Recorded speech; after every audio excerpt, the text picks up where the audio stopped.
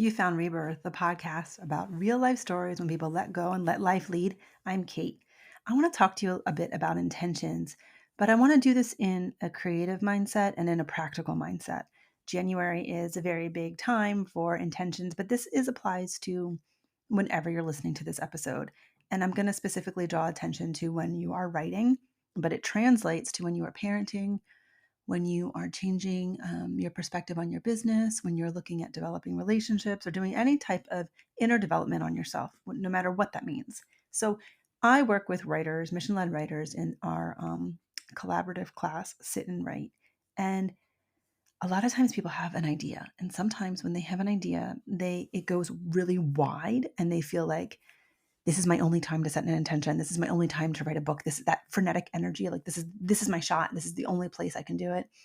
And they go so wide that it lessens the likelihood of completion because it's fun to go really wide in your intention for a book, for a project, but it makes it difficult to bring it into form. So now I want to separate two different things. I want to separate out writer's intention and intention for a book. So if you're doing a New Year's intention, sometimes you'll look at like a word of the year, a really big concept. And I think that's great because it kind of becomes the umbrella. So if you wanted to be more patient, like that's the umbrella. So I'm going to intermingle between personal intention and writer. So if a writer wanted to, write, they felt like their writing created patience, or if you're looking at your life and you want to create more patience, that's a great, great skill set. But how do you know that you've created more patience? What steps will let you show to yourself that you have grown this skill set? That is where separating your intention from person to process is helpful. And that means you need to have two intentions. So some writers want to share their wisdom. That's great. How do you know you've shared your wisdom? Your wisdom isn't for everyone. Your wisdom isn't in every vertical. How are you going to know that you have communicated what you need to communicate? That is why I encourage our writers in Sit and Write, or anyone that I work with, to focus in on an intention. And I wrote about intention setting and fruition on the Golden Thread about a slow and subtle start, and it was a reference to 2023. And I'm looking more this year for myself into the rhythm of the year, the turn of the wheel, the energies that change that I notice in myself. Like some people are more winter people, some people are more summer people. So I'm not prescribing for you what the wheel of the year would be, although there are trends. If we're all in the northern hemisphere, there are trends. There's elemental trends, and if we're in this, the southern hemisphere, there's elemental trends, and there's cultural trends for where you are in your geography, and then there's religious or spiritual or personal cultural trends. So if you have an intention, you want it to be specific. So if you're a writer and you want to write about your wisdom, then what wisdom are you writing? What is going to be the intention for this book? Who is your reader? What are you making them contemplate, learn, or become more curious about? And one of the ways that I'm able to see coherent themes actually came from my training as an English teacher, because every week we had to submit our curricular plans, right? And for a book that I was teaching, I'd have to pick two essential questions that no matter what my student was, their interest level, their availability, whatever, wherever they were, if they were with me through whatever activities or discussions or questions or testing that I was going to create, what was the two essential questions that every reader in the room would be contemplating based on the curriculum that I had created? And that has served me very well. It helps me distill down, like, yes, there's 1,000 things we can say, but in high school, there was a 47-minute period. And so there was two things I could get across. There were two activities that I could do. Yes, over a period of days, but you open a container, then you close it. So when it comes to writing, if you have an idea, if you have a creative idea and you're like, I want to get my voice going again.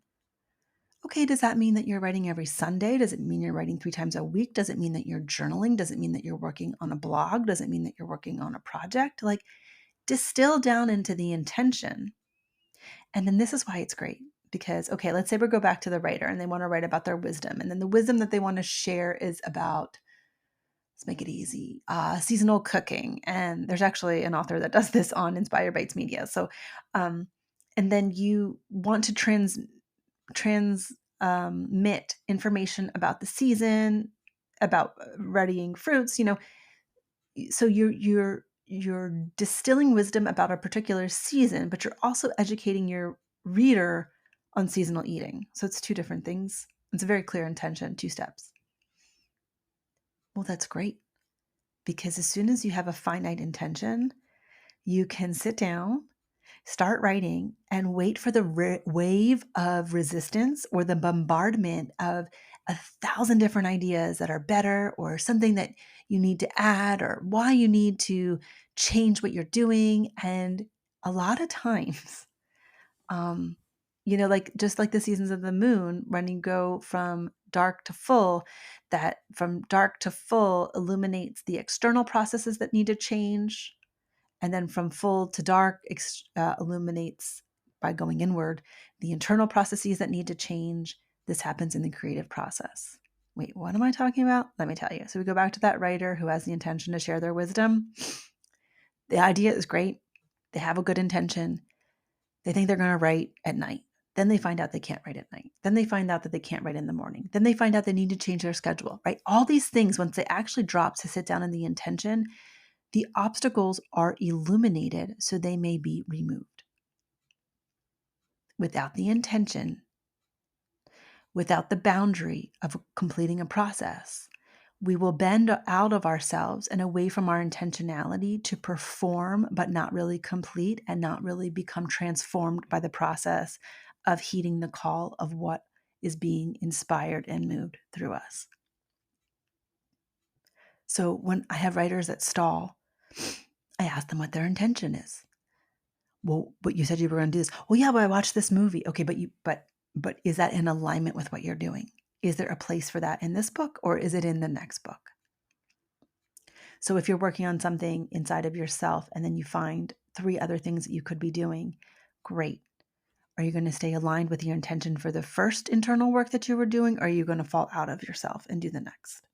So intentions are very helpful when used correctly. Listen, I love journaling. I love a new intention. I love the idea of the new and a new pattern. So I am all for setting an intention all the time. But I'm also realizing for myself, and this is partially inspired by a confirmation that I heard in Molly McCord's recent podcast about where you are astrologically. And I'm an initiatory sign, like I'm a cardinal sign. So I'm really good on the outset. And I'm realizing that I'm actually really good at getting things completed, but I can do it. And for this phase of life that I am in, I can do it with too much will and too much fire. And so now I'm efforting to get really clear in my intention, slow down. I'm good at the fire. I'm good at completion.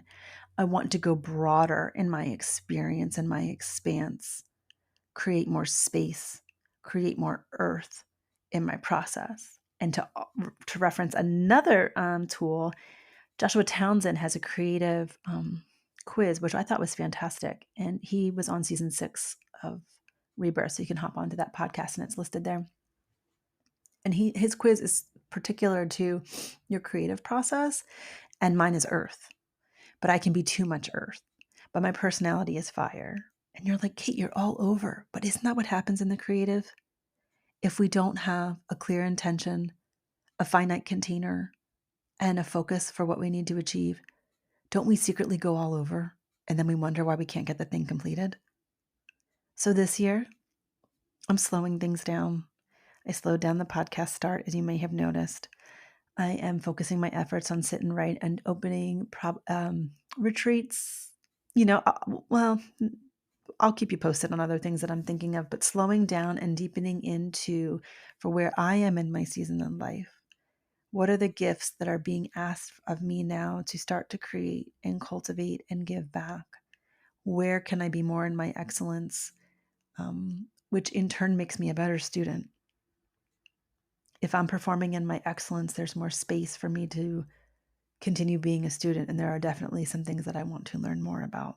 So, in a time of intention writing, when I mentioned being very initiatory, I've mapped out for this year because I went so slow in my reflection for 2023. And I was slowed down. Like, it's not like I had a lot of time. I was kind of forced to slow down, by the way. I'm going to effort to look at what my intention was for each month when I started to look at the rhythms of the year. And this may work and it might not work, but it's just going to be something I do at the beginning of each month to see that if I'm on target for my personal goals and my professional goals, and how that is going to translate to my prosperity internally and externally. And those are the things that I'm going to be thinking about this year. And that is the intention that I have set for myself with my word of the year, and the intention for where I want to be in June and what I want to be doing in December, which I'm purposefully holding for myself. I think it's powerful to hold some of your intentions for yourself and let that seed grow in the dark and sprout when she's ready. But if you're curious about intention setting, there's resources on my website. If you're curious about writing and what it would be like to write with intention, Sit and Write is where the spiritual and analytical sides of writing come together. So that intention is leveraged with practicality and traction between myself and Claudine. And we might be a good fit for you. So that's something to consider. We are doing, if you're listening to this in January of 2023, our next round begins in February. And you can go onto my website and schedule a free 30-minute call. Why? Because I want to hear what you're writing. I want to hear what you're needing. I'll tell you what we can offer, and then we'll see if you're a good fit. So you actually can't just sign up for Sit and Write.